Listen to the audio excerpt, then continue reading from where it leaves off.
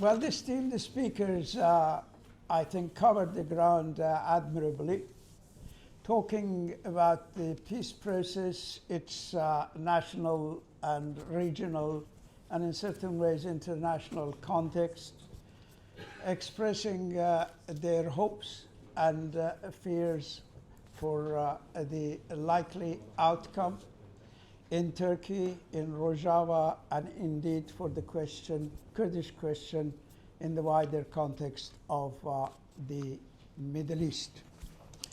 I'm trying to, or I will try here in this very brief presentation, because time is overrun and I have to be brief.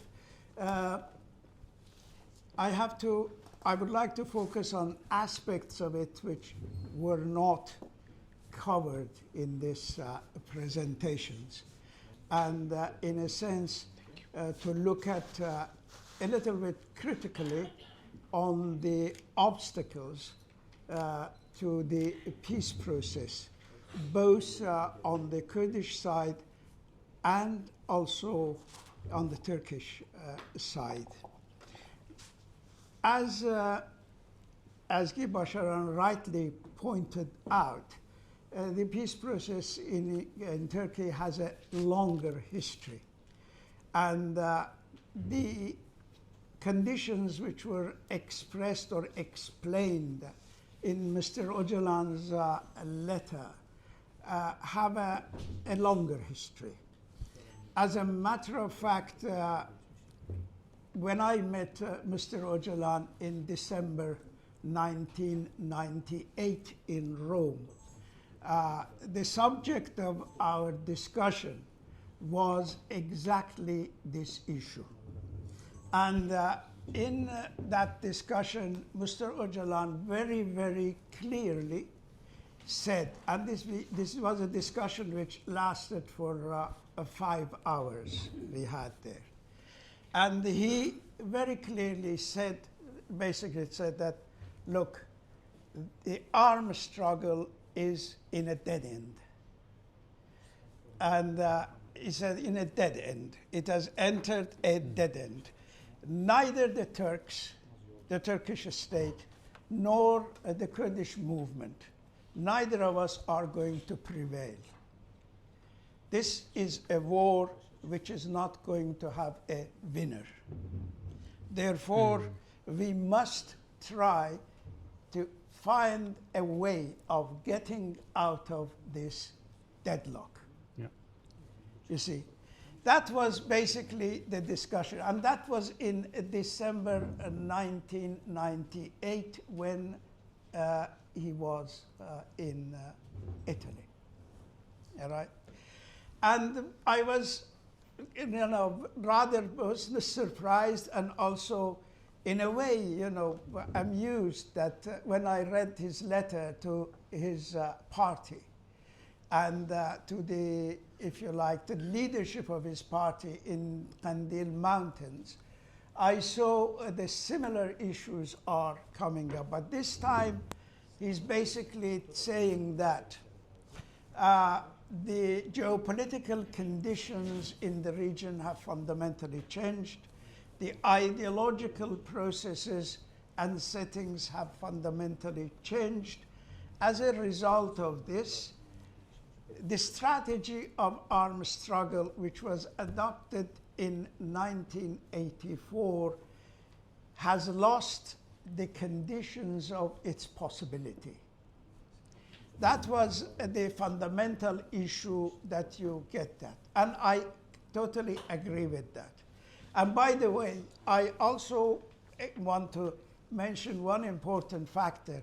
When I had discussion with him, I told him that would the PKK have ever, resorted to arms, an armed struggle, if there was not 1980 or 81 coup d'etat in Turkey? He thought about it and said, I doubt it. You see, he said, I doubt it. In a sense that I want to say that it was not a matter of choice. It was not a matter of following an ideological lead after a fashion wanted, to go for armed struggle, but armed struggle was dictated by the conditions in Turkish politics. That was fundamentally the issue which came across. Now, Mr. Öcalan in the letter talks about the impossibility, or rather better say the undesirability of continuing the war. I mean, if you talk to leadership of the PKK in the mountains, they will tell you that we agree with it. We can continue for another 20 years. But whether this 20 years is going to get us anywhere or is going to get the Turkish state anywhere, we have serious doubts about it. So this is fundamentally the issue. But here, I think, after this letter, we have two narratives and two positions in Turkey. One is the narrative and position of the state, which argues for a Turkey without terror, you see. And then there is a Kurdish narrative and Kurdish position, which basically says that a democratic solution for Kurdish question and inside and in the context of a democratic republic in Turkey. Yeah. These two issues are very different, and they have very different conditions of possibility. In a sense, when I look at myself, I look at the Kurdish issue now, and the way that this peace process has brought about, what is brought about, I basically look at the peace process in Turkey as a democratic challenge of authoritarian limits of Turkish politics. This is what I fundamentally see this issue. Democratic a challenge of the authoritarian limits of Turkish politics.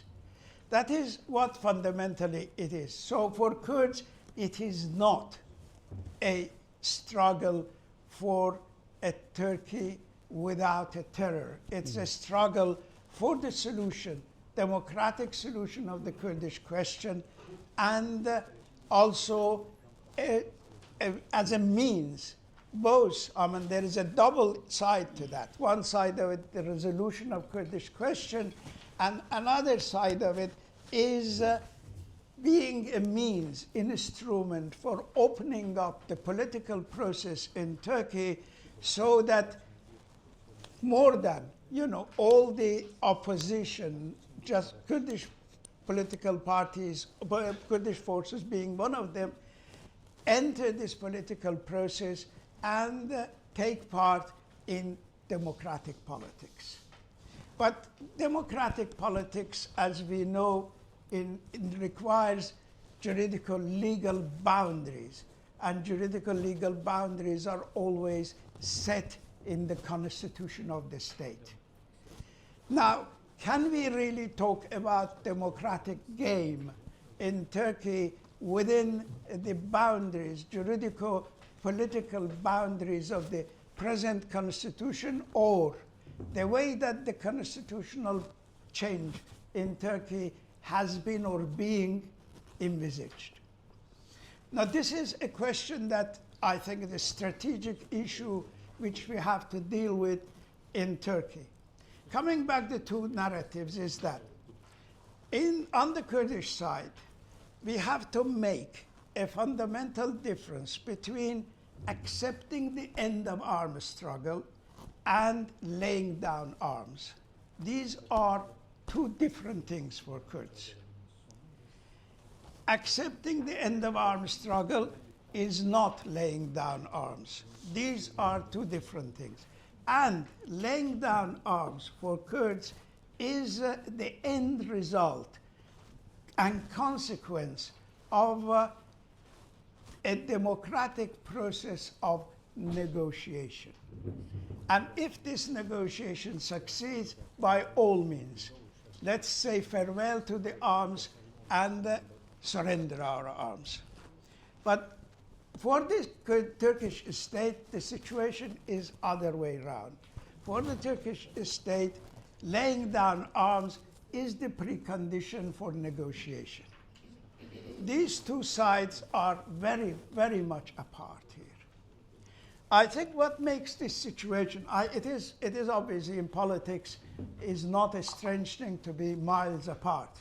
And in fact, it is always possible to have negotiations, possible to, if you like, make concessions, get concessions, and so on. So important thing is actually for this process of negotiation at present to start.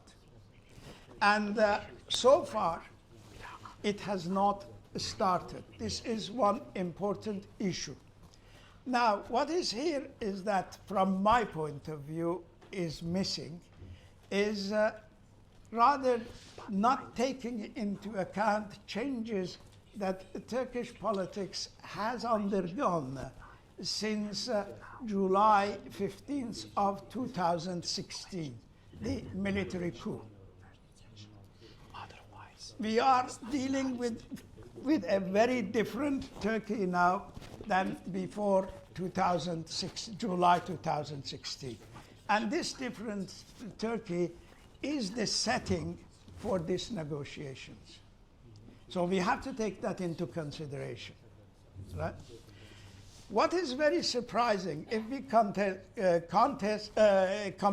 contrast the present peace process or initiative to start peace process in Turkey now, in last February, and to 2013. In 2013, I was there witnessing, I was teaching in the university there, and I witnessed it. It was a relatively open democratic process. It was being discussed, there were seminars, there were meetings, interviews, debates. It was going on this issue.